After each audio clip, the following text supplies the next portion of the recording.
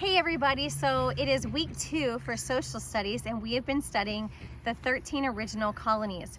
And so what I need you to do right now is to use your imagination to pretend right now it is in December of 1773, quite a long time ago, all the way before July 4th, before we even celebrated our independence.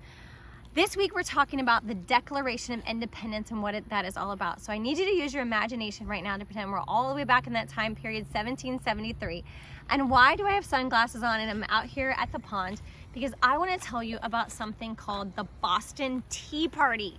So I'm out here by the water and I've got some tea with me because we're going to pretend that we are in the state of Massachusetts. We're in the city of Boston because remember, Massachusetts was one of the 13 original colonies, and we're some colonists and we really want tea. But the only way we can get tea is by getting our supplies still from the king. The king is all the way back in England and Great Britain, and we still are kind of under his rule because we still need supplies, even though we left England because we wanted religious freedoms. We still need our tea. So the king, because he was so mad that we left England, he decided to tax every single bit of the supplies that we needed. All kinds of things, and one of those things was tea, and he kept raising the cost of the tea. So the colonists and the patriots got so mad. So here's what they did. One night they snuck out and they dressed as Native Americans so nobody would recognize who they were. And about 370 cases of tea came across the Boston Harbor. This is what the harbor would be like, where ships come up to, where there's water, and the king of Great Britain would deliver the supplies to them through the ships.